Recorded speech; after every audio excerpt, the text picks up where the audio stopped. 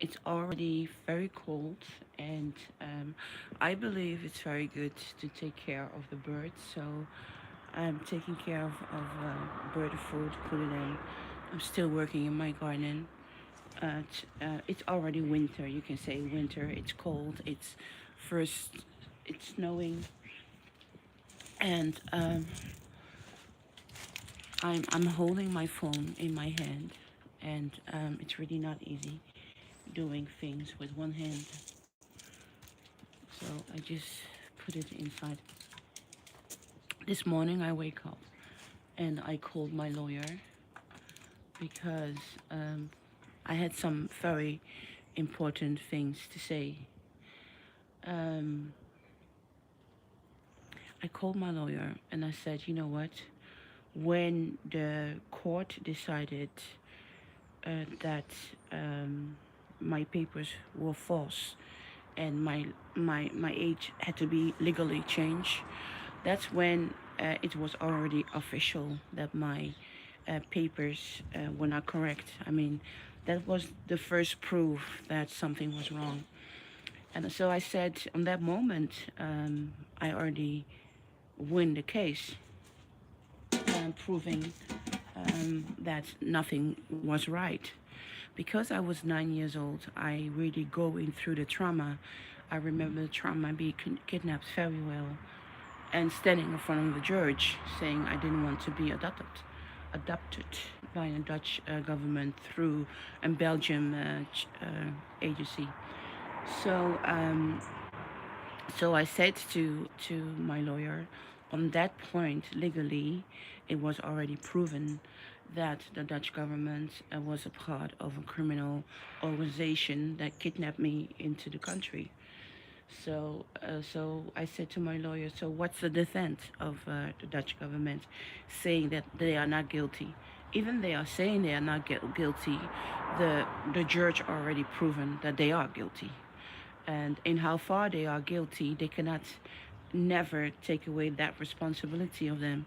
So, and my lawyer, he said, you're right. So I said to them, so in that moment, in 2002, when it was legally declined, I mean legally not declined, but legally confirmed that my adopted papers were not correct, um, and it's been 20 years. So it means that on that moment, they had to recognize that I was kidnapped, because a 9-year-old child not supposed to be adopted. In a Dutch law, in a Dutch law here in the Netherlands, you can only adopt children till they are 6 years old, and I was 9. And I really remember standing in front of the judge and saying, listen, judge, listen to me. I was kidnapped. I don't want to be adopted by these crazy people, you know? And the judge was very emotional, and he told me all kind of things that I have wrote in my book, Betrayal, Thriller, the Dark Side of the Netherlands. I don't want to go into the details with that, but I was making clear, and I was 9 years old, so I wasn't even supposed to be adopted. One of the things that the Dutch government is trying to prove in court, that my adoption was legal, but it wasn't legal because it wasn't legal. It was proof not legal on the moment that they changed my date that they gave back my age in 2002, the lawsuit that I did with the Dutch government. So my lawyer, I wake him up. I am out.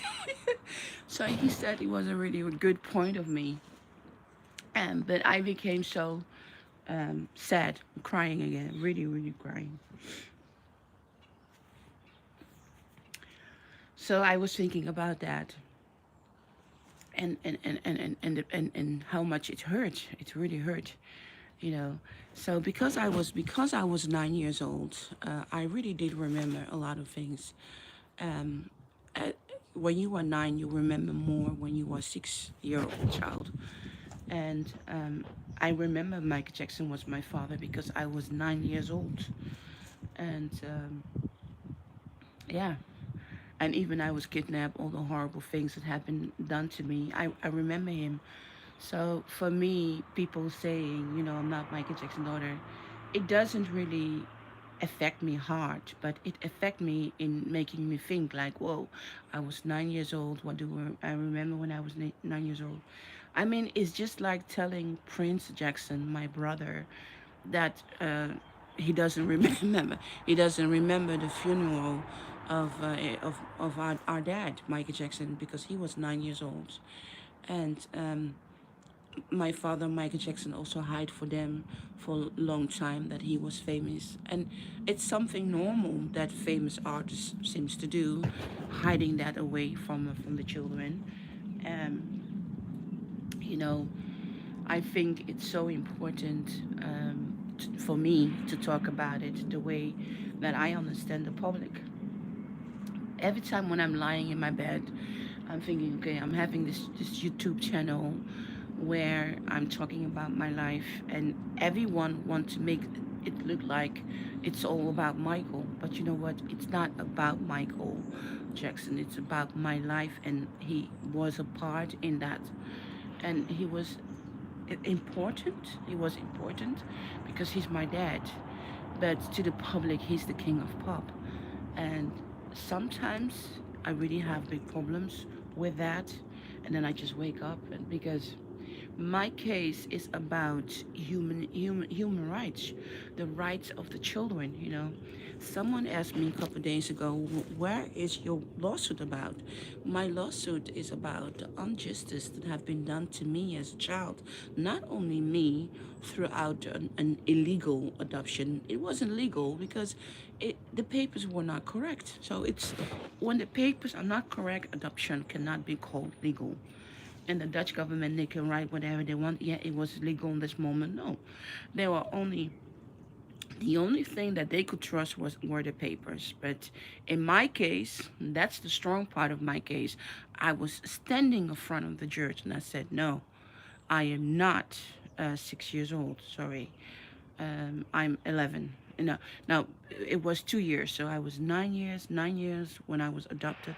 9 years when I came to the Netherlands. 9, 9, 10, 11, and I was 11 years old when I was in front of the judge, and the judge thought that I was 8 years old by then, in 1986. And I said to the judge, no, no, no, no, I am not. I'm not 8. I am 11 years old. No, no, no. So the judge, he wrote what I said, but there was nobody in the system who really, as they couldn't keep the adoption on hold because they didn't care about my well-being as a child. So for me, this is one of the most. It's the same as being kidnapped and being hurt, being raped for 6 years. That moment in front of the judge was the system trying to break me because they totally ignore me, and and that's more that's more than any money or anything in the world can buy. For me, on that moment, I feel I became a slave. I became a fucking slave, um, because they were not listening to me, and I was 11, and I was telling the judge, you are wrong, and they said, no, this is what it is. I said, no, it's not what it is. And I said, and then I kept telling the judge, I'm from America, I stayed with my aunt Kelly for 2 years, and my father is a man called Jackson, Petit Jackson. But it's okay if you just send me back to Haiti. Just send me back to Haiti, and my dad will find me. And then the judge tell me they couldn't send me back. They had to keep me here. So that was the moment as an 11 years old that I was thinking, I'm going to fucking break this system, and I'm going to divorce these people. I'm going to find my way out legally. And from that moment on, I start to study legal matters, laws. Yeah, I have studied since the moment I could read well, understand well. I've been reading lawsuit books when I was 11. That's the moment I was thinking, okay. And when I talk about my life here on YouTube, it seems like people want to get me in a point where they think I'm just a delusional person who want to be Michael Jackson's daughter.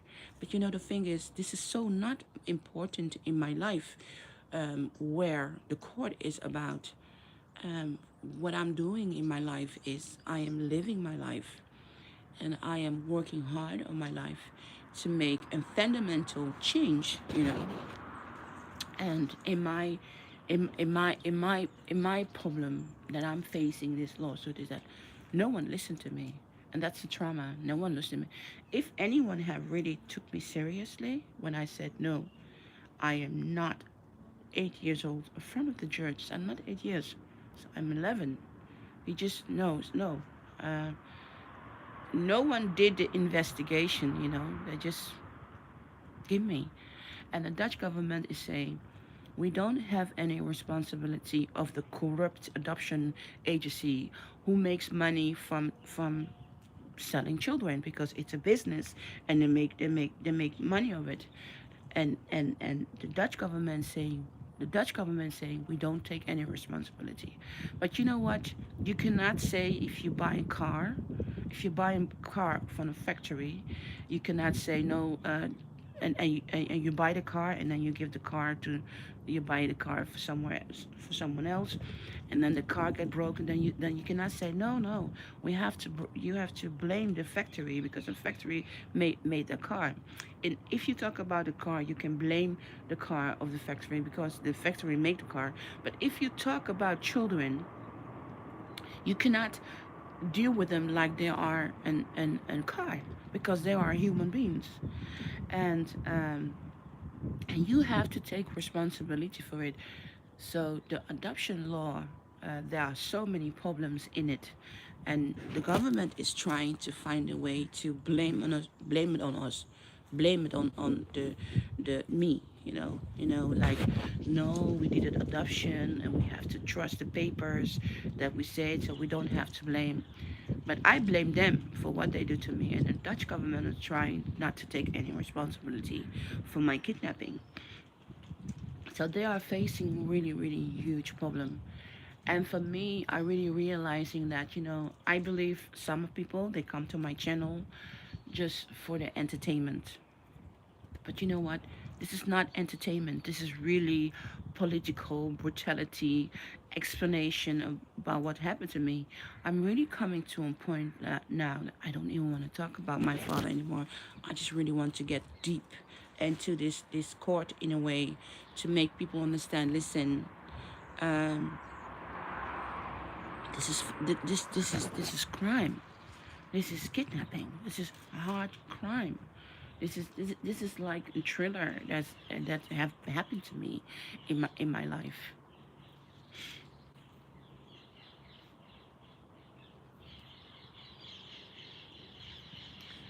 So I'm not. I don't know how I'm going to continue in my channel, because I'm not a sensational.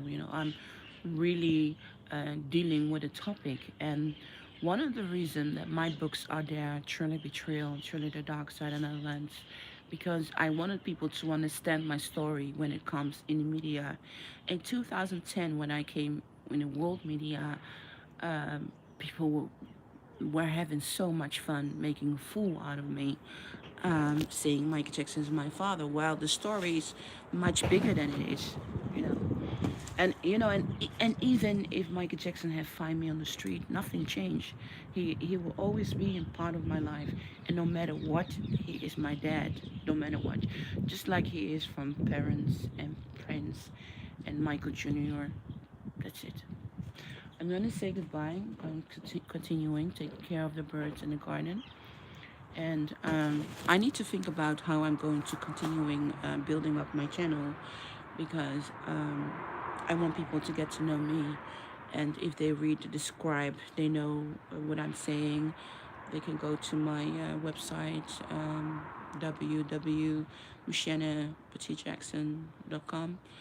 Just Google Petit Jackson and you will find me. Petit is Petit, and then just Jackson.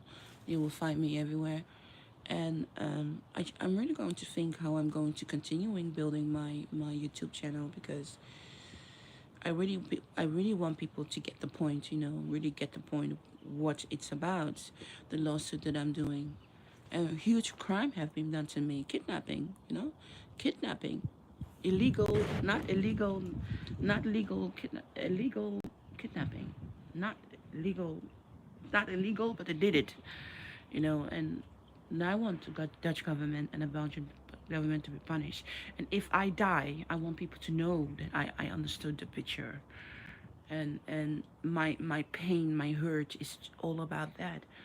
So it's great that I can talk to my lawyer in his weekend.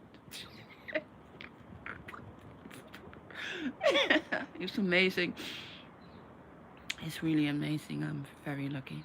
But and this Dutch lawyers from the Dutch government, they are acting like we are no human. The way they do in the defense, like we are not human, they they see me like a huge crime. And also for that, I want the court to kick their ass and punish them, because we are human. You stole children.